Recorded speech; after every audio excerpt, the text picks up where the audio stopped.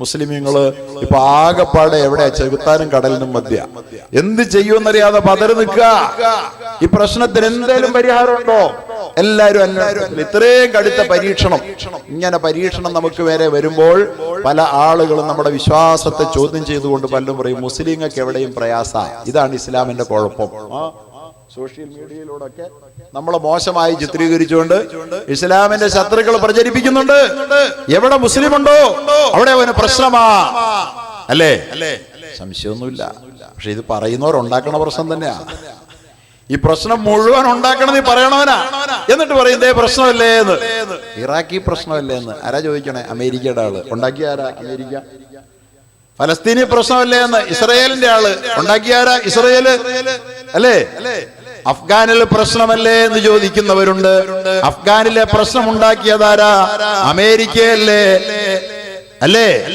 യഥാർത്ഥത്തിൽ ഈ പ്രശ്നത്തിന്റെ ഒക്കെ പിന്നിൽ പ്രവർത്തിക്കുന്ന ശക്തികൾ മുസ്ലിമീങ്ങൾ പ്രശ്നത്തിലാണെന്ന് വരുത്തി തീർത്തുകൊണ്ട്, മുസ്ലിമീങ്ങൾക്ക് പരീക്ഷണമാണെന്ന് പറഞ്ഞുകൊണ്ട് മുസൽമാന്റെ ഈമാനിൽ നിന്ന് അവനെ വ്യതിചലിപ്പിക്കാൻ വേണ്ടി ശ്രമിക്കുമ്പോൾ അള്ളാഹുവിന്റെ ഖുർആൻ മനസ്സിലാക്കിയില്ല എങ്കിൽ എന്റെ പ്രിയപ്പെട്ട സഹോദരന്മാരെ, നമ്മുടെ വിശ്വാസം പതറിപ്പോകും.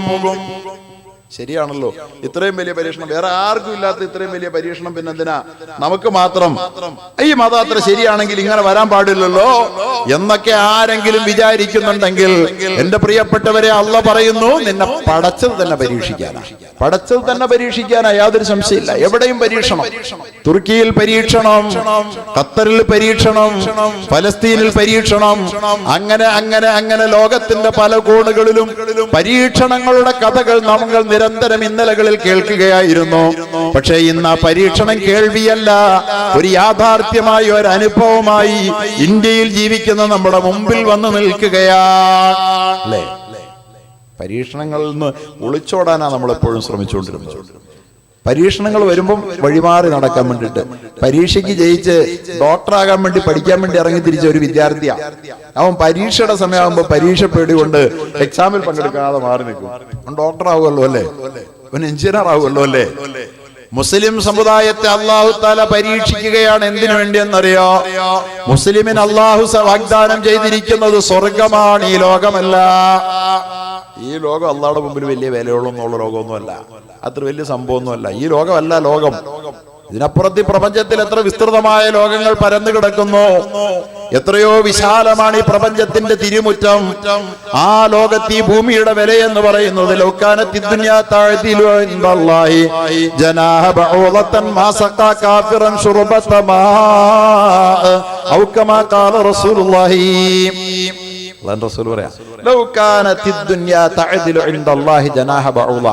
ഈ മഹാപ്രപഞ്ചത്തിൽ ഈ ഭൂമിക്ക് ഒരു കൊതുകിന്റെ ചിറകിന്റെ തൂക്കമുണ്ടായിരുന്നെങ്കിൽ, ഈ മഹാപ്രപഞ്ചത്തിൽ അള്ളാഹുവിന്റെ വിശാലമായ ലോകത്ത് ഈ ഭൂമി എന്ന് പറയുന്ന മനുഷ്യൻ ജീവിക്കുന്ന ഈ ഭൂമിക്ക് ഒരു കൊതുകിന്റെ ചിറകിന്റെ വിലയുണ്ടായിരുന്നുവെങ്കിൽ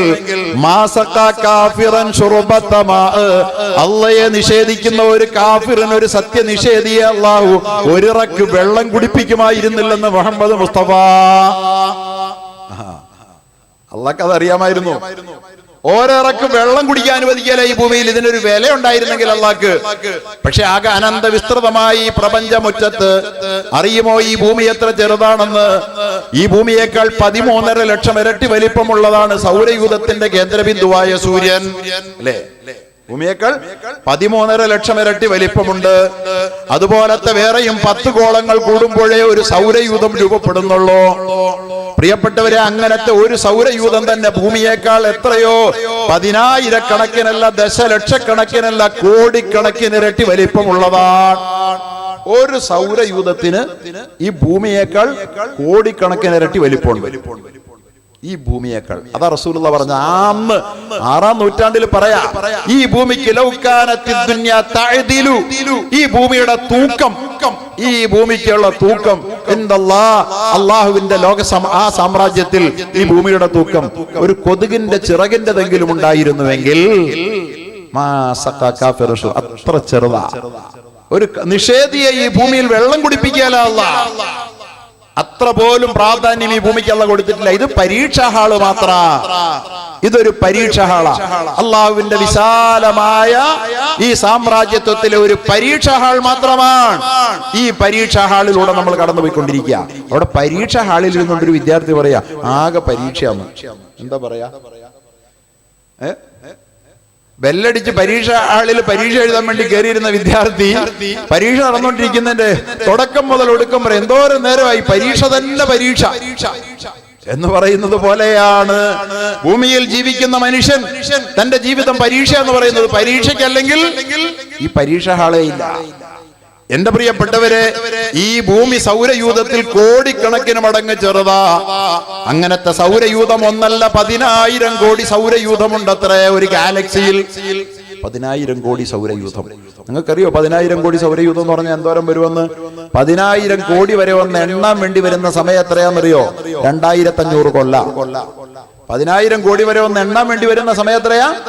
2,500 കൊല്ലം വേണം. 1, 2, 3, 4 എന്ന് 10,000 കോടി എണ്ണണമെങ്കിൽ. ഞാനീ പറഞ്ഞ ഒരു സൗരയൂഥമല്ല, ഇതുപോലത്തെ ഒരു എണ്ണിത്തീരാൻ വേണ്ടി മാത്രം 2,500 കൊല്ലം വേണ്ടി വരുന്ന അത്ര സൗരയൂഥമുണ്ട് ഈ പ്രപഞ്ചത്തിൽ. അപ്പൊ ഭൂമി എത്രയാ? ഭൂമി എവിടെ കിടക്കണോ? ആ ഭൂമി കിടക്കണം. നാം എവിടെ കിടക്കുന്നു എന്നുള്ള ചോദ്യം പിന്നെയാ. ആ ഭൂമിയിലെ നാം പിന്നെ എന്തോരം ഉണ്ടെന്നുള്ളത് വേറൊരു ചോദ്യം. അപ്പൊ ഈ 10,000 കോടി സൗരയൂഥങ്ങൾ കൊണ്ട് പ്രപഞ്ചം തീരുന്നോ? അതുമില്ല. 10,000 കോടി സൗരയൂഥം കൂടിയാൽ ഈ ലോകത്തൊരു ഗാലക്സി മാത്രമേ ആവുകയുള്ളൂ. ആ ഗാലക്സി അത്തരത്തിലുള്ള ഗാലക്സികൾ ലോകത്ത് എത്രയാ? 20,000 കോടി ഗാലക്സിയാ കണ്ടുപിടിക്കപ്പെട്ട ലോകത്ത്. അല്ലാഹു അക്ബർ. എന്താണ് ഈ പ്രപഞ്ചത്തിന്റെ വിശാലത? ആ പ്രപഞ്ച വിശാലതകളിൽ ഈ ലോകത്ത് ജനിക്കാനും ജീവിക്കാനും വിധിക്കപ്പെട്ട, അല്ലെങ്കിൽ അള്ളാഹു തെരഞ്ഞെടുത്ത ഈ കീടമാകുന്ന മനുഷ്യനെ അള്ളാഹു താല ഈ ലോകത്തേക്ക് അയച്ചിരിക്കുന്നത് ഈ ലോകത്തിൽ അവന്റെ ജീവിതം ഒതുങ്ങാനല്ല. ഈ ലോകത്തിൽ ഒതുങ്ങേണ്ട ഒരു ജീവിതം അല്ലിത്. ഈ ലോകത്തിൽ ഒതുങ്ങേണ്ട ജീവിതത്തിന് ഇത്രയും വലിയ ആസൂത്രണമൊന്നും വേണ്ട. വെറും പാറ്റകൾ, കീടങ്ങൾ, ജന്തുക്കളൊക്കെ പോലെ ആയാൽ മതി. ഇത്രയും വലിയ ബുദ്ധിശക്തിയുടെ ആവശ്യം വേണ്ട. ചന്ദ്രനിൽ കാലുകുത്താൻ മാത്രം ബുദ്ധിപരമായ വികാസം നേടേണ്ട കാര്യമില്ല. അതുപോലെ തന്നെ എവറസ്റ്റ് താണ്ടാൻ പറ്റുന്ന വിധത്തിൽ, ആകാശത്തിൽ പക്ഷികളെ പോലെ ഊളിയിട്ട് പറക്കാൻ പറ്റുന്ന വിധത്തിൽ, സമുദ്രത്തിന്റെ അടിത്തട്ടിലൂടെ മത്സ്യങ്ങളെ പോലെ ഊളിയിട്ട് സഞ്ചരിക്കാൻ പറ്റുന്ന വിധത്തിൽ വളരാനും വികസിക്കാനും കഴിയുന്ന ഒരു ബുദ്ധി ഈ ഭൂമിയിൽ ജീവിച്ച് ചത്തുപോകാൻ വേണ്ടിയുള്ള ഒരു മനുഷ്യന് കൊടുക്കേണ്ട കാര്യമില്ല. അങ്ങനെ കൊടുക്കേണ്ട കാര്യമില്ല. ഈ മനുഷ്യന്റെ ഭാവനകൾ അതിരുകളില്ലാത്ത ഭാവനകളാണ്. ഇത്രയും വലിയ ഭാവന ഈ പ്രപഞ്ചത്തിലുള്ള വേറൊരു ജീവിയും ഇല്ല. ആ ഭാവനകൾ എന്റെ പ്രിയപ്പെട്ടവരെ ഈ ഭൂമിയുടെ അതിരുകളിൽ ഒതുങ്ങുന്നവനല്ല താനെന്ന് അവനോട് എത്രയോ വട്ടം വിളിച്ചു പറയുന്നുണ്ട്. ഈ ഭൂമി നിനക്ക് ഉള്ളതല്ല, നീ ഈ ഭൂമിയിൽ ഒതുങ്ങുന്നവനല്ല നീ എന്ന് എന്റെ ബുദ്ധിയും എന്റെ ഭാവനയും എന്നെ ഓരോ ദിവസവും വിളിച്ചു പറയുന്നില്ലേ? ഇല്ലേ? ഇവിടുന്ന് മൈനാഗപ്പള്ളി വരെ പോകണമെങ്കിൽ എത്ര സമയം വേണം? 1.5 മണിക്കൂർ വേണ്ടി വരും നടന്നു പോകാൻ, എന്റെ ബോഡിക്ക്, എന്റെ ശരീരത്തിന്, അല്ലേ? പക്ഷെ എന്റെ ഭാവനയ്ക്കോ എന്റെ മനസ്സിന് മൈനാഗപ്പള്ളി പോകാനോ തിരുവനന്തപുരം പോകാനോ നിമിഷം വേണ്ട. വാഷിംഗ്ടണിൽ പോകാൻ സമയം വേണ്ട. ഷാർജയിൽ പോകാൻ സമയം വേണ്ട. ലോകത്തിന്റെ ഒരു കോണിലും പറന്നു ചെല്ലാൻ എന്റെ മനസ്സിന് സമയം വേണ്ട. സൗരയൂഥത്തിൽ കടന്നു പോകാൻ സമയം വേണ്ട. ഗാലക്സികൾ താണ്ടാൻ സമയം വേണ്ടാത്ത, ആർക്കും പിടിയിൽ ഒതുക്കാൻ കഴിയാത്ത അനന്തമായ ഭാവനകളെ ഉള്ളിൽ ഒതുക്കി നിൽക്കുന്ന ഈ വിശ്വമഹാപ്രപഞ്ചത്തിലെ അത്ഭുതമാണ് മനുഷ്യൻ. ഇതൊരു വല്ലാത്ത സാധന. ഈ മനുഷ്യനെ ഇത്രയും ഭാവന നൽകി, ഇത്രയും മേധാശക്തി നൽകി, ഇത്രയും ബുദ്ധി നൽകി, ഇത്രയും ചിന്ത നൽകി, ഇത്രയും വാക്ക് വൈഭവം നൽകി. നമ്മൾ ആരാണ് യഥാർത്ഥത്തിൽ? ഇതൊക്കെ ഒന്ന് പരീക്ഷിക്കാൻ ഇതിലൊരു എക്സാമിനേഷൻ ഇല്ലെങ്കിൽ പിന്നെ എന്താ ഇതിനൊക്കെ ഒരു അർത്ഥമുള്ളത്? ഇതിനൊക്കെ ഒരു എക്സാമിനേഷൻ ഇല്ലെന്ന് പറഞ്ഞാൽ പിന്നെന്താ അർത്ഥമുള്ള? കന്നാലി നമ്മൾ തുല്യ എന്ന് പറഞ്ഞാല് എന്താണ് വചസ്സുകൾ? നമ്മുടെ വാക്കുകളോ? മനസ്സിലൊരു ആശയം നിരൂപിച്ചാൽ മാത്രം മതി. ഒന്നാലോചിക്കാൻ പോലും നേരമില്ലാതെ നമ്മുടെ വാക്കുകളിലൂടെ അനർഘമായ വാക്പ്രവാഹമായി അത് ഒലിച്ചിറങ്ങുകയാണ്.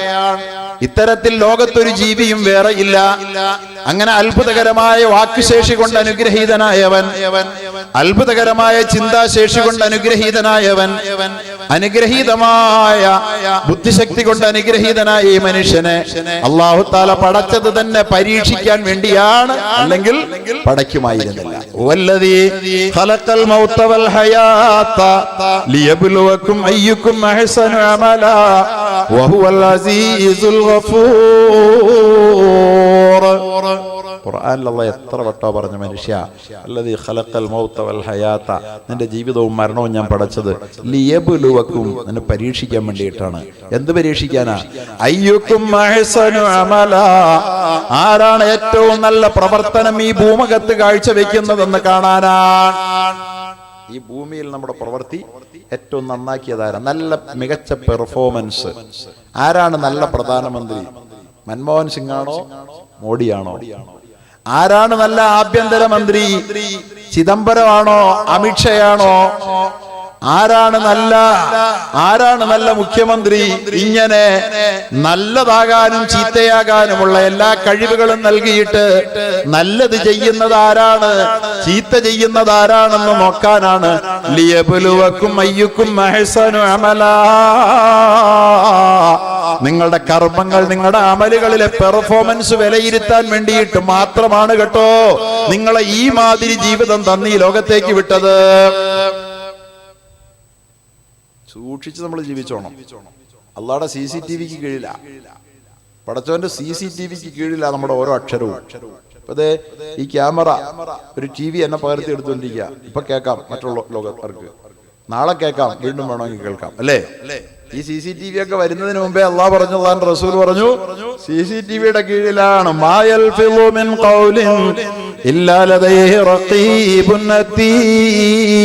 മനുഷ്യ, നീ ഉരിയാടുന്ന ഓരോ വാക്കും പിടിച്ചെടുക്കാൻ എന്റെ ആകാശ സംവിധാനങ്ങൾ കാത്തുനിൽപ്പുണ്ട്. റഖീബ്, നിരീക്ഷണ സംവിധാനമുണ്ട്. അതീദ് അറിയോ? അപ്പൊ പറഞ്ഞു, ചുമ്മാ വെറുതെ പറയാ, അങ്ങനെയൊന്നും ഒരു സംവിധാനം ഇവിടെ ഇല്ലാന്ന്. പക്ഷെ ഇപ്പൊ നമ്മൾ തന്നെ നിരീക്ഷണ സംവിധാനം ഏർപ്പെടുത്തിയ ലോകത്ത് നമ്മൾ ജീവിച്ചുകൊണ്ടിരിക്കുന്നത്. ഇപ്പോഴാണ് നമുക്ക് തഖ്വ വന്നത്. CCTVയുടെ കീഴിൽ വന്നു കഴിയുമ്പോൾ ആളുകളെല്ലാം മുത്തഖീങ്ങളാവും, അല്ലേ? CCTV ഉണ്ടെന്ന് പറയുമ്പോ എല്ലാവർക്കും തഖ്വയായില്ലേ?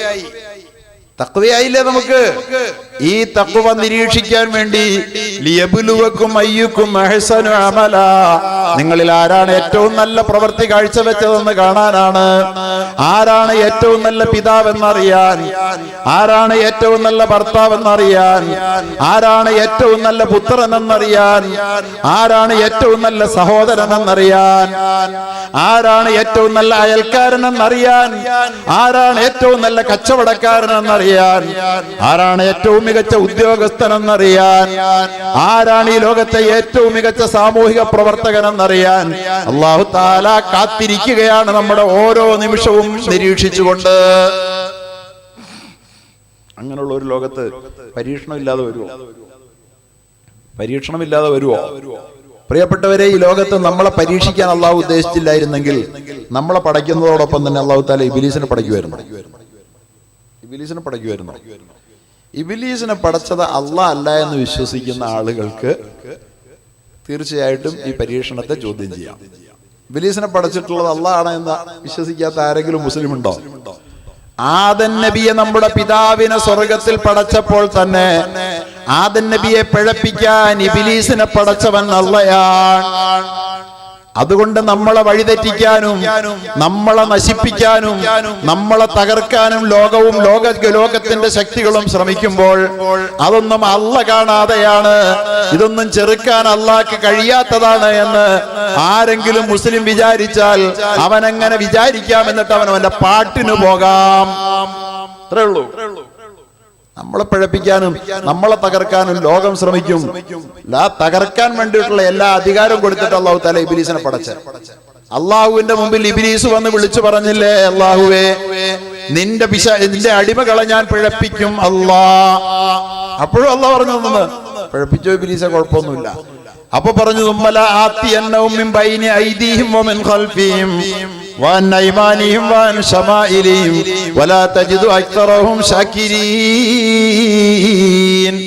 അള്ളാഹ് അവരുടെ മുമ്പിൽ കൂടെ ഞാൻ ചെല്ലും, അവരുടെ പുറകിൽ കൂടെ ചെല്ലും, വലത്തോടെ ചെല്ലും, ഇടത്തോടെ ചെല്ലും, അവരിൽ അധിക പേരത്തെയും ഇരയും നിനക്ക് നന്ദി ചെയ്യുന്നവരായി കാണാൻ ഞാൻ അനുവദിക്കുകയില്ല പടച്ചവനെ എന്ന് പറഞ്ഞപ്പോൾ അല്ലാഹു തആല പറഞ്ഞു, അതും സമ്മതിച്ചു എന്ന് അല്ലാഹു തആല പറഞ്ഞു. അപ്പൊ എന്റെ പ്രിയപ്പെട്ട സഹോദരന്മാരെ, ഇബ്ലീസിനെ പടച്ചുകൊണ്ട് നമ്മുടെ ജീവിതത്തിന് പരീക്ഷണം വെച്ച അല്ലാഹ് ആ ഇബ്ലീസിന്റെ ശക്തികൾ ഈ ലോകത്ത് നിലനിൽക്കുന്നിടത്തോളം കാലം നമ്മെ തകർക്കാൻ, നമ്മെ പിഴപ്പിക്കാൻ, നമ്മെ ശശിപ്പിക്കാൻ ഇബ്ലീസിയൻ ശക്തികൾ ശ്രമിക്കും. നമ്മളതിന് പറയുന്ന പേര് വേറെ ചിലത് പേരാണ്. ട്രംപ് എന്നാ ചിലപ്പോൾ നമ്മൾ പറയാം, ചിലപ്പോൾ നെതന്യാഹു എന്ന് പറയും, ചിലപ്പോൾ മോഡി എന്ന് പറയും, ചിലപ്പോ എന്ന് പറയും അമിത്ഷാ എന്ന് പറയും, അങ്ങനെ ചില പേരുകൾ പറയും. ആരാണിതൊക്കെ? ഇബ്ലീസിയൻ ശക്തികളാണ്. ഇസ്ലാമിന്റെ എതിർദിശയിൽ നിലയുറപ്പിച്ചിരിക്കുന്ന ശക്തികൾ ആദമിന്റെ എതിർദിശയിൽ നിലയുറപ്പിച്ച അതേ ശക്തി തന്നെയാണ്. ആ ശക്തിയുടെ പേരാണ് ഇബ്ലീസ്. ഇബ്ലീസിന്റെ പ്രവർത്തനം സ്വർഗത്തിൽ ആരംഭിച്ചെങ്കിൽ ഈ ലോകത്ത് മനുഷ്യൻ വന്നിറങ്ങിയ അന്നു മുതൽ ഇബ്ലീസും അവന്റെ അനുയായികളും ഈ മനുഷ്യരാശിയെ വഴിപിഴപ്പിക്കാൻ വേണ്ടി കിണഞ്ഞ് ശ്രമിച്ചുകൊണ്ടിരിക്കുകയാണെങ്കിൽ എന്റെ പ്രിയപ്പെട്ടവരെ, ഇബ്ലീസ് പണി നിർത്തുമെന്ന് ഖുർആൻ പറഞ്ഞിട്ടില്ല. ഇബ്ലീസ് പണി നിർത്തുമെന്ന് ഹദീസ് പഠിപ്പിച്ചിട്ടില്ല. പുണ്യ റസൂൽ നമ്മോട് പറഞ്ഞിട്ടില്ല. എക്കാലത്തും ഇബ്ലീസ് ആക്റ്റീവാണ്. പലരും ഇബ്ലീസ് ആക്റ്റീവാണ്. ആ ആക്റ്റീവായ ഇബ്ലീസിനെ നേരിട്ട് കൊണ്ടല്ലാതെ ഈ ലോകത്ത് രക്ഷപ്പെട്ട, വിജയിച്ച, അള്ളാഹുവിന്റെ പ്രീതി നേടിയ ഒരൊറ്റ വ്യക്തിയും കടന്നു പോയിട്ടില്ല. ഒരൊറ്റ ആള് പോലും. ശക്തമായ പോരാട്ടം. അക്കാര്യത്തിൽ ഏറ്റവും മികച്ച മാതൃക പ്രവാചകന്മാരാണ്, നബിമാരാ.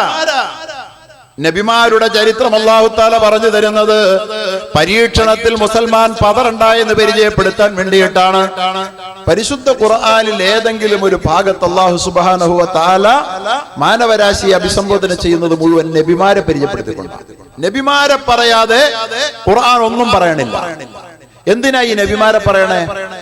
നബിമാരുടെ ഏതെങ്കിലും ഒരു ചരിത്രത്തിൽ അവർ ഇങ്ങനെ സുഖകരമായി അവരുടെ ജീവിതം ആരംഭിച്ചു, വളരെ സന്തോഷകരമായി സുഭിക്ഷമായ ഒരു ജീവിതത്തിലൂടെ അവരിങ്ങനെ കടന്നുപോയി. അവസാനം അവര് വളരെ രാജകീയമായ നിലയിൽ അവർ മരിച്ചുപോയി എന്ന് പറയുന്ന ഏതെങ്കിലും ഒരു നോവൽ, ഏതെങ്കിലും ഒരു പ്രവാചകന്റെ കാര്യത്തിൽ എടുക്കാനുണ്ടോ? ഏത് നബിയുടെ കഥ പറയുന്നത് എന്തിനാ? ഏത് നബിയുടെ കഥ പറയുന്നതും എന്തിനാണ്? ഇബ്ലീസിന്റെ ശക്തികളാ നബിക്കെതിരിൽ പ്രവർത്തിച്ചു.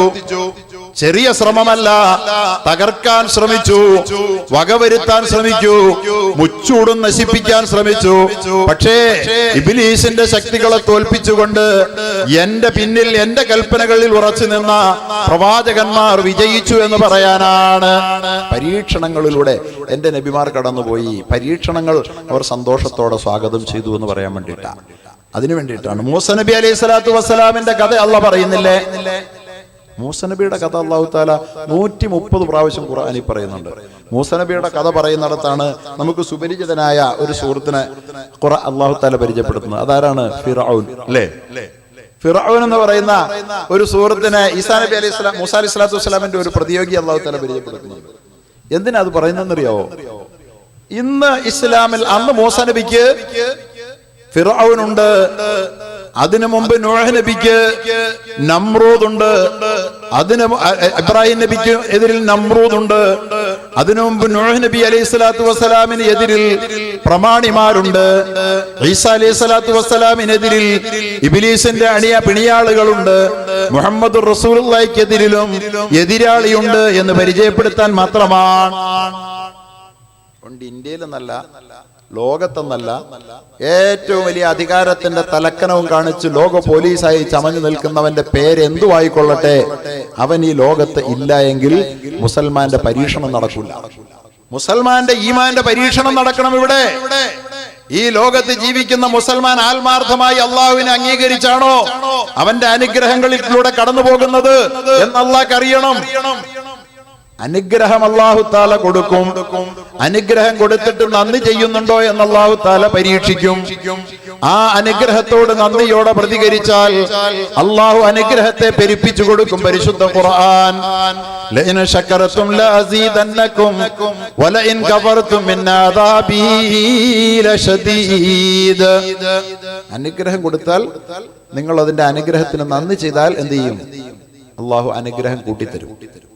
പക്ഷെ അനുഗ്രഹത്തെ നന്ദി ചെയ്തില്ലെങ്കിലോ ഇന്ന അദാബി ലശദീദ്, എന്റെ ശിക്ഷ കടുത്തതാണെന്ന് പരിശുദ്ധ ഖുർആൻ. അപ്പൊ നമ്മൾക്ക് ശിക്ഷ വരുന്നുണ്ടെങ്കിൽ അതിന്റെ കാരണം എന്താന്ന് ഇപ്പൊ മനസ്സിലായോ? നമുക്ക് അല്ലാഹു തആല ആവോളം അനുഗ്രഹങ്ങൾ വാരിക്കോരി തന്നിട്ട് ഒരു പരീക്ഷണം നടത്തും. ആ പരീക്ഷണത്തിൽ, ആ അനുഗ്രഹം തന്നുള്ള പരീക്ഷണത്തിൽ അള്ളാഹുവിനോട് നമ്മൾ നന്ദി ചെയ്താൽ എന്തിനെന്നറിയാതെ ആ അനുഗ്രഹം വർദ്ധിപ്പിച്ചു തരാൻ വേണ്ടിയാണ്. പക്ഷെ ആ അനുഗ്രഹത്തിന് നമ്മൾ നന്ദി ചെയ്തില്ലെങ്കിലോ നമ്മളെ അല്ലാഹു തആല ശിക്ഷിച്ചുകൊണ്ട് അല്ലാഹു തആല നമ്മളെ സ്വർഗത്തിന് പാകപ്പെടുത്തുമെന്നുള്ളത് പടച്ചതമ്പുരാന്റെ പരിപാടിയാണ്. പടച്ചതമ്പുരാൻ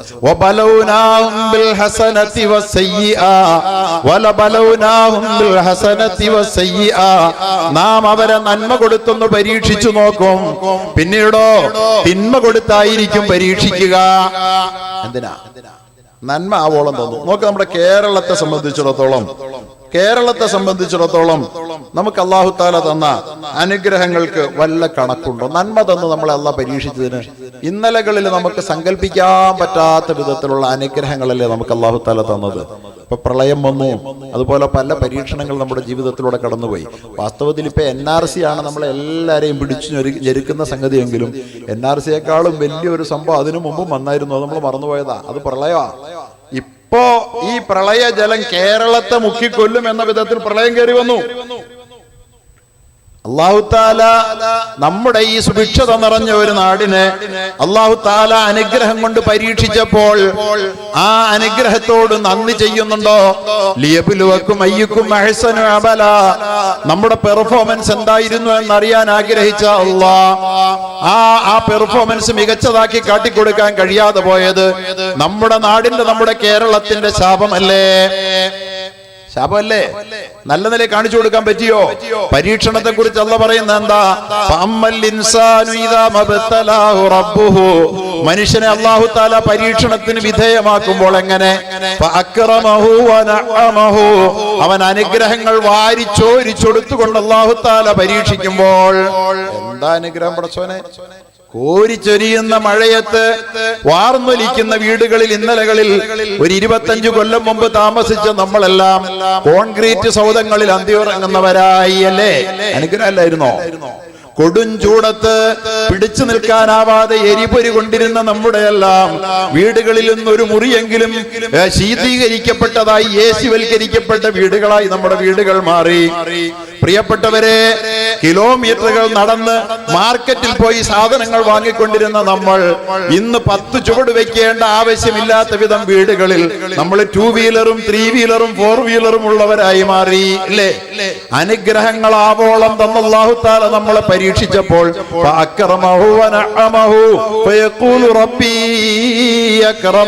അവൻ പറഞ്ഞു, അല്ലാഹ് എന്നെ അംഗീകരിച്ചിരിക്കുക, ബഹുമാനിച്ചിരിക്കുക, ഇപ്പൊ വലിയ നിലയിലും വിലയിലുമാണ് ഞാൻ എന്ന് പറഞ്ഞവൻ ഇങ്ങനെ പൊങ്ങി നടന്നു. എന്നാൽ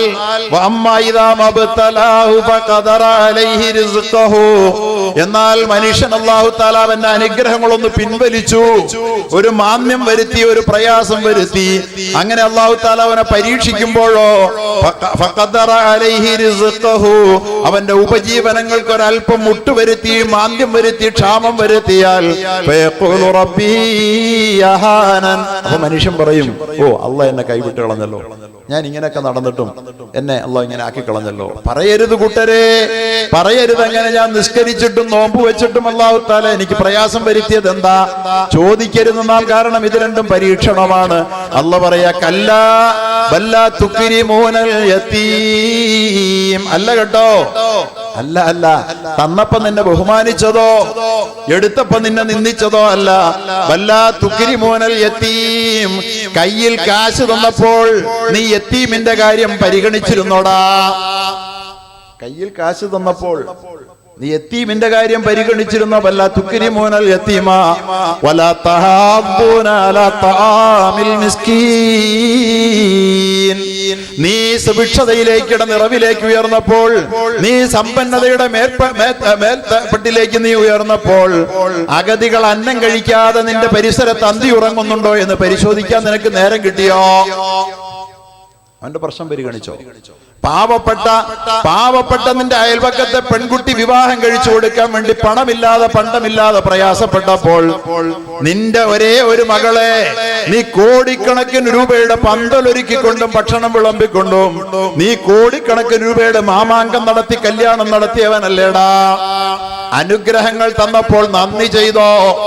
ഇത് പരീക്ഷിക്കാൻ വേണ്ടി തന്നെയാ മനുഷ്യൻ പടച്ചവനെ പടച്ചത്. മനുഷ്യനെ പടച്ചതിനാ അനുഗ്രഹങ്ങളോട് നന്ദി ചെയ്യുമെന്നറിയാൻ വേണ്ടിട്ടാ. സഹോദരന്മാരെ, ഈ പരീക്ഷണത്തിൽ നിന്ന് ഒഴിഞ്ഞു നിൽക്കാൻ ആർക്കും പറ്റില്ല. അള്ളാഹു പറയുകയാണ്, അള്ളാഹു താല ഒരു നഗരവാസികളെ, ഒരു ഗ്രാമവാസികളെ നിങ്ങൾക്ക് ഉദാഹരണമായി പറഞ്ഞു തരികയാണ്. കാനത്ത് ഖറിയത്തൻ ആമിന, അവർ നിർഭയരായി ജീവിച്ച ഒരു ഗ്രാമമായിരുന്നു. ഒന്നിനെയും പേടിക്കണ്ട. പക്ഷെ എനിക്ക് തോന്നാറുണ്ട് ഈ ആയത്തോതുമ്പോൾ കേരളത്തെ കുറിച്ച് പറയാന്ന്. കാരണം എന്താ? ഫലസ്തീനിൽ പ്രശ്നം വന്നപ്പോ നമ്മൾ പറഞ്ഞു അത് അവിടത്തെ എന്തോ കുഴപ്പമാ. അഫ്ഗാനിൽ പ്രശ്നം വന്നപ്പോ പറഞ്ഞു അത് അവരുടെ എന്തോ കുഴപ്പമാ, നമുക്കൊന്നും പേടിക്കണ്ട. ഇറാഖിൽ പ്രശ്നം വന്നപ്പോ പറഞ്ഞു നമുക്ക് പേടിക്കണ്ട, കാനത്ത് ഖറിയത്തൻ ആമീന. ഉത്തർപ്രദേശിൽ പ്രശ്നം വന്നപ്പോ നമ്മൾ പറഞ്ഞു അത് അവിടുത്തെ പ്രശ്നമാ, നമ്മളെ അത് ബാധിക്കില്ല. ബോംബെയിൽ കലാപം നടന്നപ്പോ നമ്മൾ പറഞ്ഞു അത് നമ്മളെ ബാധിക്കില്ല, നമുക്ക് പേടിക്കണ്ട. കാനത്ത് ഖറിയത്തൻ ആമീന, ഒട്ടും പേടിക്കാതെ ജീവിച്ച ഒരു നാടായിരുന്നു അത്. എന്ന് പറയാൻ ഒന്നും പേടിക്കണ്ട, നിർഭയമായി ജീവിച്ചു. മുത്തുമഇന്നതൻ, സ്വസ്ഥമായി ശാന്തമായി അന്തി ഉറങ്ങിയ ഒരു നാടാണ്. അനുഗ്രഹങ്ങൾ അവർക്ക് വേണ്ടി അല്ലാഹു തആല വാരിക്കോരി കൊടുത്തു. എന്നിട്ടോ അവർക്ക് എല്ലാ ഭാഗത്തു നിന്നും ഇങ്ങനെ ഉപഭോഗ വസ്തുക്കൾ കിട്ടിക്കൊണ്ടിരുന്നു, ശമ്പളം വന്നുകൊണ്ടിരുന്നു, അതുപോലെ തന്നെ എല്ലാം കിട്ടിക്കൊണ്ടിരുന്നു. ലോകത്ത് ഉൽപ്പാദിപ്പിക്കപ്പെടുന്ന ഏറ്റവും നല്ല വസ്തുക്കൾ എല്ലാ ഭാഗത്തു നിന്നും മിൻകുല്ലി മക്കാനിൻ, എല്ലാ രാജ്യത്തിൽ നിന്നും വന്നുകൊണ്ടിരുന്നു. ഗൾഫിൽ നിന്ന് വന്നുകൊണ്ടിരുന്നു, ജർമ്മനിയിൽ നിന്ന് വന്നുകൊണ്ടിരുന്നു, അമേരിക്കയിൽ നിന്ന് വന്നുകൊണ്ടിരുന്നു. അങ്ങനെ എല്ലാ നാടുകളിൽ നിന്നും അവർക്ക് അള്ളാഹുവിന്റെ അനുഗ്രഹങ്ങൾ അവരിലേക്ക് ഒഴുകി വന്നുകൊണ്ടിരുന്നു. അവർ പക്ഷെ അള്ളാഹുവിന്റെ അനുഗ്രഹത്തോട് നന്ദിയോടെ പ്രതികരിച്ചില്ല. നന്ദിയോടെ കാണിച്ച എന്താ ചെയ്തേ? കിട്ടിയത് മുഴുവൻ ദൂർത്തടിച്ചു. രണ്ട് മക്കളും മാതാപിതാക്കളും 1000 സ്ക്വയർ ഫീറ്റ് അധികപ്പറ്റാണ്. 3000-ഓ 5000-ഓ സ്ക്വയർ ഫീറ്റ് ഇല്ലാത്ത വീട് വെച്ചൂടാ. കഫറത്ത് ബിഅൻഉമില്ല, എല്ലാ ഭാഗത്തു നിന്നും അവർക്ക് ഇങ്ങനെ വിഭവങ്ങൾ ഒഴുകിയെത്തിക്കൊണ്ടിരുന്നു, റിസ്ക് വന്നു ചേർന്നുകൊണ്ടിരുന്നു, അവർക്ക് പണം വന്നു ചേർന്നുകൊണ്ടിരുന്നു. ശാന്തമായി അന്തി ഉറങ്ങിയിരുന്ന നാടാണ്. കഫറത്ത് ബിഅൻഉമില്ല, അതെല്ലാം ഉപയോഗിച്ച് അവൻ എന്ത് ചെയ്തു? ദശലക്ഷങ്ങളുടെ കൊട്ടാരം കെട്ടി. ദശലക്ഷങ്ങളുടെ കൊട്ടാരം.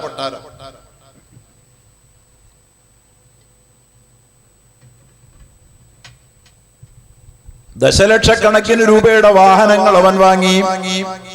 ദശലക്ഷങ്ങൾ മുടക്കി അവൻ കല്യാണം നടത്തി. അപ്പോൾ അവൻ ഒട്ടും പരിഗണിച്ചില്ല തന്റെ പ്രയാസം അനുഭവിക്കുന്ന സഹോദരങ്ങളെ അവൻ ഒട്ടും പരിഗണിച്ചില്ല.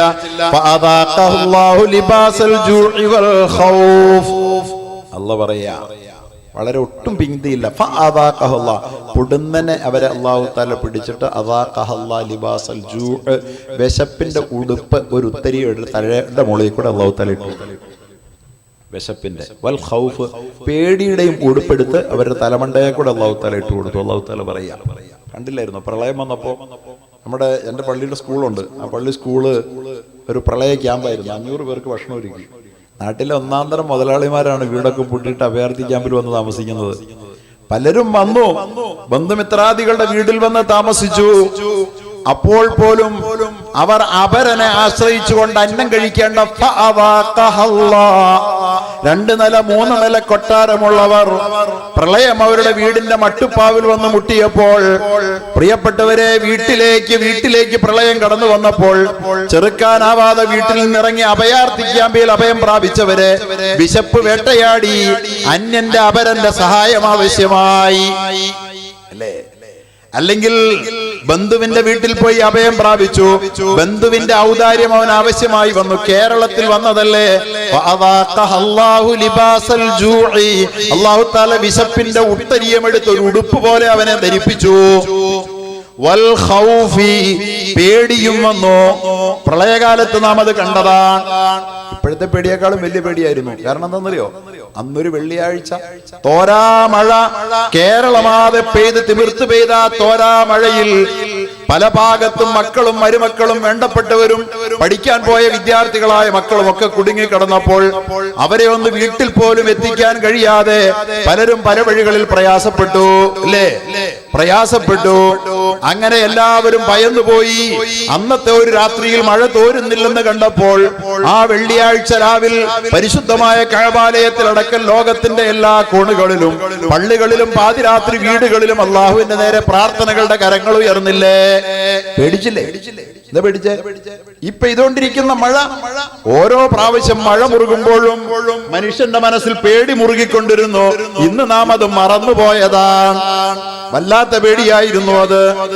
അന്നത്തെ പാതിരാത്രിയിൽ അള്ളാഹു അവന്റെ പ്രത്യേകമായ അനുമതിയോടുകൂടി അനുഗ്രഹത്തോടുകൂടി ആ വെള്ളിയാഴ്ചയുടെ രാത്രിയിൽ അള്ളാഹു താല മഴയെ പിടിച്ചു കെട്ടിയില്ലായിരുന്നുവെങ്കിൽ പ്രിയപ്പെട്ടവരെ കേരളത്തിന്റെ ദുരന്തം അതിലൊടുങ്ങുമായിരുന്നോ? അള്ളാഹു അനുഗ്രഹങ്ങൾ ആവോളം വാരിച്ചോരി തെരിയുമ്പോൾ അതിനോട് അനുഗ്രഹത്തെ നന്ദിയോടുകൂടി പ്രതികരിക്കുന്നതിന് പകരം നന്ദികേട് കാണിക്കുന്ന ആളുകളെ ഒട്ടും താമസിയാതെ അള്ളാഹു താല അവരെ രുചിപ്പിച്ചത് ലിബാസൽ ജൂഇ വൽ ഖൗഫി, പേടിയുടെയും വിശപ്പിന്റെയും ഉടയാടയാണ് ധരിപ്പിച്ചത്. അനുഗ്രഹങ്ങൾ നമുക്ക് അല്ലാഹു തആല തന്നുകൊണ്ടൊരു പരീക്ഷണമുണ്ട്. ആ അനുഗ്രഹത്തിന് നന്ദി ചെയ്യുന്നോ എന്നറിയാൻ വേണ്ടിയിട്ടുള്ള പരീക്ഷണം. ഇനി അനുഗ്രഹത്തിന് നന്ദി ചെയ്തിട്ടില്ലെങ്കിൽ പിന്നെ എന്താ ചെയ്യുക? അല്ലാഹു തആല അനുഗ്രഹത്തെ തിരിച്ചെടുത്തുകൊണ്ട് ഒരു പരീക്ഷണമുണ്ട്. എന്തിനാ? വബലൗനാഹും ബിൽ ഹസനതി വസ്സയ്യിഅതി, നന്മ കൊടുത്ത് അല്ലാഹു ആദ്യം പരീക്ഷിക്കും. അതിൽ വിജയിക്കുന്നില്ലെന്ന് കണ്ടാൽ അല്ലാഹു തആല ദോഷം കൊടുത്ത് പരീക്ഷിക്കും രണ്ടാമത്. എന്തിനാത്? അല്ലാഹു ഉത്തരം പറയുന്നുണ്ട്. ലഅല്ലഹും യർജിഊൻ, അവരെന്നോട് അഹദ് ചെയ്തവരാണ്, അവരെന്റെ ലാ ഇലാഹ ഇല്ലല്ലാഹ് പറഞ്ഞവരാണ്, അവർക്ക് സ്വർഗം കൊടുക്കാമെന്ന് ഞാൻ ഓഫർ ചെയ്തതാണ്. പക്ഷെ സ്വർഗത്തിന്റെ പരീക്ഷണത്തിൽ അവർ തോറ്റുപോയതാണ്. അനുഗ്രഹത്തിന്റെ സമയത്ത് അനുഗ്രഹത്തോട് നന്ദി ചെയ്യാൻ കഴിയാഞ്ഞവരാണ്. നമസ്കാരത്തിൽ പോലും കൃത്യത പാലിക്കാത്തവരാണ്. റമദാനിലെ നോമ്പിനെ അവഗണിച്ചവരാണ്. സക്കാത്ത് കണക്ക് നോക്കാൻ അവർ ഒരിക്കൽ പോലും ശ്രമിക്കാതിരുന്നവരാണ്. പൈസ കയ്യിൽ ഉണ്ടായിട്ടും ഹജ്ജ് പോലും ചെയ്യാഞ്ഞവരാണ്. അനുഗ്രഹം കൊടുത്തപ്പോ ചെയ്യേണ്ട വിധത്തിൽ നന്ദി ചെയ്തില്ല എന്ന് മാത്രമല്ല, ഇന്നൽ മുബദ്ദിരീന കാനൂ ഇഖ്വാന ശയാത്തീൻ, ധൂർത്തടിക്കുന്നവൻ, അല്ലാഹു കൊടുത്തിരിക്കുന്ന അനുഗ്രഹങ്ങളെ ധൂർത്തടിക്കുന്നവൻ അവൻ ഇബ്ലീസിന്റെ പിശാചിന്റെ കൂട്ടാളിയാണ്. ആദമിന്റെ മക്കളല്ല അവൻ ഇബ്ലീസിന്റെ ആളാണ്. അതുകൊണ്ട് നിങ്ങൾ ധൂർത്തടിക്കരുതേ എന്ന് അല്ലാഹു പറഞ്ഞത് ഒട്ടും പരിഗണിക്കാതെ എന്റെ പ്രിയപ്പെട്ടവരെ ധൂർത്തടിച്ചില്ലേ? ഇല്ലെന്ന് പറയാൻ പറ്റുമോ? ഞാനൊക്കെ എറണാകുളത്താണ് ഉള്ളത്. ഏറ്റവും കൂടുതൽ നമ്മുടെ അവിടെ സിയാൽ 3 ലക്ഷം 5 ലക്ഷം ഒക്കെ വാടക കൊടുത്താൽ മാത്രം കിട്ടുന്ന കൺവെൻഷൻ സെന്ററുകൾ മാത്രം എടുത്ത് കല്യാണം നടത്തുന്ന 100 പേരെ പരിശോധിച്ചാൽ 95 മുസൽമാനാണ്. 95 മുസൽമാനാണ്. കാരണം മിക്കവാറും എറണാകുളത്തായതിന്റെ പേരിൽ സിയാലിലും അഡിലക്സിലും ഒക്കെ മിക്കവാറും ഒരാഴ്ച 2 ആഴ്ച കൂടുമ്പോൾ കല്യാണം നടത്താൻ പോകേണ്ടി വരാറുള്ള ആളാണ് ഞാൻ. അപ്പൊ അവിടെ ഒരു ഗ്യാപ്പ് ഹിന്ദുവിനും ക്രിസ്ത്യാനിക്കും കല്യാണം നടത്താൻ ഗ്യാപ്പും കൊടുക്കാറില്ല മുസ്ലിം. ദശലക്ഷക്കണക്കിന് രൂപയുടെ ഹാളെടുത്ത് കല്യാണം നടത്തുക എന്ന ഭ്രാന്ത് ഹിന്ദു സഹോദരങ്ങൾക്ക് ഇത്രയും ഇല്ല, ക്രിസ്ത്യൻ സഹോദരങ്ങൾക്കും ഇത്രയും ഇല്ല. ഈ ഭ്രാന്ത് പണം ധാരാളമായപ്പോൾ മുസൽമാന് വന്നുപോയ ഭ്രാന്തല്ലേ? ഈ ഭ്രാന്തിനെ അല്ലാഹു തആല അനുഗ്രഹം കൊടുത്ത് പരീക്ഷിച്ചപ്പോൾ മോശമായി പ്രതികരിച്ചു പോയവരെ സ്വർഗത്തിൽ എത്തിക്കാമെന്ന് അല്ലാഹു തആല കൊടുത്തിരിക്കുന്ന ഒരു ഓഫറുണ്ട്. ലാ ഇലാഹ ഇല്ലല്ലാഹുടെ ഓഫറാണ്. ലാ ഇലാഹ ഇല്ലല്ലാഹ് പറഞ്ഞാണല്ലോ. ലാ ഇലാഹ ഇല്ലല്ലാഹ് പറഞ്ഞല്ലേ, അല്ലാഹുവിന്റെ ഏകത്വം അംഗീകരിച്ചവനല്ലേ. പക്ഷേ അനുഗ്രഹം കൊടുത്തൊരു പരീക്ഷണമുണ്ട്. ആ പരീക്ഷണത്തിൽ തോറ്റുപോയാൽ വലൗനാഹും ബിൽ ഹസനതി വസ്സയ്യിഅതി, പിന്നെ പരീക്ഷിക്കുന്ന ദോഷം കൊടുത്തിട്ടാണ്. പിന്നെ പരീക്ഷിക്കുന്ന എങ്ങനെയാ? ദോഷം കൊടുത്തിട്ടാ. സങ്കടപ്പെട്ടിട്ട് കാര്യമൊന്നുമില്ല. പഴയതിലേക്ക് തിരിച്ചു വരണം. പെട്ടെന്നൊന്നും വിചാരിച്ചാൽ നടക്കൂല. ദോഷം അതിൻ്റെതായ ദോഷം എങ്ങനെയൊക്കെ വരും. അല്ലാഹു പറയുന്നുണ്ട്, പരീക്ഷണമില്ലാത്ത ഇസ്ലാമില്ല കൂട്ടരെ, പരീക്ഷണമില്ലാത്തവന് സ്വർഗമില്ലെന്നറിയണം സഹോദരങ്ങളെ. പരീക്ഷണത്തിന്റെ സമ്മാനമാണ് സ്വർഗം. അതത്രയും വിശാലമാണ്, അത്ര അനുഗ്രഹീതമാണ്. മിനിമം ഒരു സ്വർഗവാസിക്ക് കിട്ടുന്ന സ്വർഗം ഈ ഭൂമിയുടെ 10 മടങ്ങല്ലേ. ഒരു സ്വർഗവാസിക്ക് അല്ലാഹു തആല കൊടുക്കുന്ന സ്വർഗം എത്രയാ? ഉണ്ടല്ലോ കയ്യില് ആവശ്യം പോലെ. ഞാൻ നേരത്തെ പറഞ്ഞ കണക്കില്ലേ, ഭൂമിയേക്കാൾ 13.5 ലക്ഷം ഇരട്ടി വലിപ്പമാണ് സൂര്യന്. അതുപോലത്തെ 10,000 കോടി സൗരയൂഥങ്ങളാ, അതുപോലത്തെ 20,000 കോടി ഗാലക്സികളാ. ഇതൊക്കെ എന്തിനാ പടച്ചിട്ടിരിക്കുന്നെന്ന് പറയാൻ ഒരുത്തനും അറിയില്ല. ഇതൊക്കെ എന്തിനാ? ഭൂമി അതൊക്കെ അത് നമുക്ക് ജീവിക്കാനാ. പക്ഷെ ഈ പടയ്ക്കപ്പെട്ട ഈ മഹാപ്രപഞ്ചങ്ങളൊക്കെ എന്തിനാന്ന് ആർക്കും അറിയില്ല. 14 നൂറ്റാണ്ട് മുഹമ്മദ് റസൂലുള്ള പറഞ്ഞു, മിനിമം മുഅ്മിനിന് അല്ലാഹു കൊടുക്കുന്ന സ്വർഗത്തിന് ഭൂമിയുടെ 10 ഇരട്ടി വലിപ്പമുണ്ടെന്ന് മുഹമ്മദ് റസൂലുള്ള. മിനിമം. നഷ്ടമുണ്ടോ? ഇനി മരിച്ചാലെന്താ? ഷഹീദായാലെന്താ? നീ കോൺസെൻട്രേഷൻ ക്യാമ്പിൽ പോയാലെന്താ? അല്ലാഹു കാക്കട്ടെ. ഡിറ്റൻഷൻ ക്യാമ്പിൽ പോയാ എന്താ? അതിന്റെ പേരിൽ കിട്ടാൻ പോകുന്നത് 10 സെന്റ് അല്ല, 1 ഏക്കറല്ല, അല്ലെങ്കിൽ ഒരു 5 ഏക്കർ തോട്ടമല്ല. ഈ മഹാഭൂമിയുടെ ഈ സമുദ്രങ്ങൾ അലറി വിളിക്കുന്ന, അലമാലകൾ അലറി വിളിക്കുന്ന സമുദ്രങ്ങളുള്ള ഭൂമിയുടെ, അമ്പിളി അമ്മാവനോടക്കം പറയുന്ന ഹിമാലയം 80 കിലോമീറ്റർ ഉയരത്തിൽ തലയുയർത്തി നിൽക്കുന്ന ഈ ഭൂമിയുടെ, അതുപോലെ തന്നെ സഹാറ പോലുള്ള 100 കണക്കിന് 1000 കിലോമീറ്റർ പരന്നു കിടക്കുന്ന സമതലങ്ങളുള്ള ഈ മഹാഭൂമിയുടെ 10 ഇരട്ടി വലിപ്പമുള്ള സ്വർഗം കുറഞ്ഞ പക്ഷം ഒരു മുസ്ലിമിന് ഞാൻ നൽകുമെന്ന് അള്ളാഹു പറയുന്നുവെന്ന് മുഹമ്മദ് മുസ്തഫ സല്ലല്ലാഹു അലൈഹി വസല്ലം പറയുമ്പോ, സ്വർഗത്തിന് ഒരു പരീക്ഷയുണ്ട് ഇവിടെ. ആ സ്വർഗത്തിന്റെ പരീക്ഷയിലാണ് മുസൽമാൻ. ആ മുസൽമാൻ അള്ളാഹ് അനുഗ്രഹം കൊടുത്തു. എവിടേക്കാ അനുഗ്രഹം കൊടുത്തേ? ഇവിടെ കേരളത്തിന്റെ കഥ ഞാനിപ്പോ പറഞ്ഞതേ ഉള്ളൂ. ഇപ്പൊ പരീക്ഷണം അനുഭവിക്കുന്ന എല്ലാ രാജ്യത്തും അള്ളാഹു തആല അനുഗ്രഹം. കാശ്മീരിൽ കൊടുത്തില്ലേ? സൗന്ദര്യം, അതുപോലെ തന്നെ ഏറ്റവും മനോഹരമായ പഴങ്ങൾ, ഏറ്റവും നല്ല സൗന്ദര്യം, നല്ല യോഗ്യതകളൊക്കെ ഉള്ളതായിരുന്നു. പക്ഷേ കാശ്മീരിന്റെ ഇന്നലകളെ കുറിച്ച് അറിയാവുന്നവർക്കറിയാം, അവർ ആ അനുഗ്രഹങ്ങളോട് വേണ്ട വിധം നന്ദി ചെയ്തില്ല. കാശ്മീർ എന്നൊരു പീഡന പർവ്വതമാണ്. പ്രിയപ്പെട്ടവരെ, ഫലസ്തീൻ ഓർത്ത് നോക്കുക. ഫലസ്തീൻ ലോകത്തെ ഏറ്റവും സുന്ദരന്മാരാണ്. ഫലസ്തീന്റെ മണ്ണിന്ന് ലോക ഭൂപടത്തിൽ നിന്ന് അവർ പിടിച്ചെടുക്കാൻ ശ്രമിച്ച് സ്വന്തമാക്കാൻ ശ്രമിക്കുന്ന ജൂതന്റെ സെറ്റിൽമെന്റ് നടക്കുന്ന പ്രദേശം പോയി കണ്ടവനാണ് ഞാൻ. ഈ ഭൂമിയിലെ ഏറ്റവും മനോഹരമായ ഭൂപ്രദേശത്താണ് അള്ളാഹു അവരെ താമസിപ്പിച്ചത്. അവർക്ക് അള്ളാഹു തആല ഈമാൻ കൊടുത്തവരായിരുന്നു, സൗന്ദര്യം കൊടുത്തവരായിരുന്നു, സമ്പത്ത് കൊടുത്തവരായിരുന്നു, ലോകത്തെ ഏറ്റവും വിദ്യാസമ്പന്നരായ സമൂഹവും അവരായിരുന്നു, ഭൗതിക വിദ്യ. പക്ഷേ പ്രവാചകന്റെ ആ മക്കൾ അള്ളാഹുവിനെ മറന്നുപോയതിന്റെ ഫലമായി അവരിന്ന് അനുഭവിക്കുന്ന അദാബല്ലേ. ഇറാഖ് അനുഗ്രഹം കൊടുക്കാതെ കൊടുത്ത് പരീക്ഷിച്ചില്ല. എവിടെയെങ്കിലും അനുഗ്രഹം കൊടുക്കാതിരുന്നോ? ഇറാഖ് എത്ര സുഖസമൃദ്ധമായിരുന്നു, സമ്പൽ സമൃദ്ധമായിരുന്നു. സദ്ദാം ഹുസൈൻ എന്ന് പറയുന്ന ഭരണാധികാരി അവിടെ ഉണ്ടായിരുന്നു. ആ രാജ്യത്തിന് കുഴപ്പമൊന്നും ഉണ്ടായിരുന്നില്ല. പക്ഷേ യഥാ രാജ തഥാ പ്രജ, ഭരണാധികാരിയും ഭരണീയരും ഒന്നുപോലെ. അള്ളാഹു വേണ്ടെന്ന് പറഞ്ഞ നഹ്നു നത്റുകു ഹാദൽ കിതാബ്, ഈ ഖുർആനെ ഉയർത്തിപ്പിടിച്ചുകൊണ്ട് ഞാൻ ഇത് വലിച്ചെറിയുന്നു എന്ന് പ്രഖ്യാപിച്ച ഭരണാധികാരി. സദ്ദാമിനൊരു കാലം അങ്ങനെ ഉണ്ടായിരുന്നു. അള്ളാഹ് പുറത്തു കൊടുക്കട്ടെ. അവസാനം ഈമാനോട് മരിച്ചു, സ്വർഗം കിട്ടി, അൽഹംദുലില്ലാഹ്. അതാണ് വബലൗനാഹും, നന്മ കൊടുത്ത് അള്ളാഹ് പരീക്ഷിച്ചപ്പോൾ നഹ്നു നത്റുകു ഹാദൽ കിതാബ് എന്ന് പറഞ്ഞ് തന്റെ കമ്മ്യൂണിസ്റ്റ് ആശയത്തിൽ അധിഷ്ഠിതമായ ബഅ്സ് പാർട്ടി കെട്ടിപ്പടുത്ത് അള്ളയെ തള്ളിപ്പറഞ്ഞ് നാടൊട്ടുക്കും തന്റെ പ്രതിമകൾ സ്ഥാപിച്ച അനിസ്ലാമികമായ തേർവാഴ്ച നടത്തിയ സദ്ദാം ഹുസൈൻ ഇറാഖി ജനത വെറുതെ അനുഭവിക്കാന്ന് വിചാരിച്ച അല്ലാഹു തആല അവർക്ക് അനുഗ്രഹങ്ങളുടെ കാനത്ത് ഖറിയത്തൻ ആമിനത്തൻ മുത്മഇന്ന, സുഖസമൃദ്ധമായ നിർഭീതമായ ശാന്തമായ ഒരു ജീവിതം കൊടുക്കാത്ത ഒരു നാടും ഇസ്ലാമിക ലോകത്തില്ല. ഇന്ന് പരീക്ഷിക്കപ്പെടുന്ന നാടുകൾ എല്ലാവർക്കും കൊടുത്തു. അല്ലാഹ് ഗൾഫ് മൊത്തം കൊടുത്തു. ഗൾഫിന് അള്ളാഹ് കൊടുത്തതെന്താ? ഗൾഫിന് വലിയ, ഇപ്പൊ ഇറാനിലാകട്ടെ, ഇറാഖിലാകട്ടെ, ഫലസ്തീനിലാകട്ടെ, യമനിലാകട്ടെ, മറ്റെവിടെയും ആയിക്കൊള്ളട്ടെ, പേര് പറയാൻ അറിയാവുന്നതും അറിയാത്തതുമായ മുഴുവൻ ഗൾഫ് നാടുകൾക്കും അള്ളാഹു തആല ഈ പരീക്ഷണത്തോടും തൊട്ടു മുമ്പ് കൊടുത്തത് വബലൗനാഹും ബിൽ ഹസന, നന്മയുടെ പരീക്ഷണം, നന്മയുടെ സുഭിക്ഷതയുടെ പരീക്ഷണമാണ്.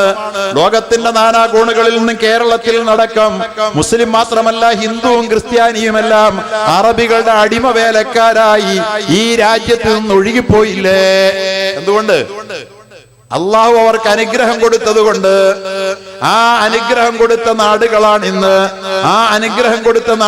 ഇന്ന്, നരകയാതന അനുഭവിക്കുന്നതല്ലേ? അല്ലേ സഹോദരന്മാരെ?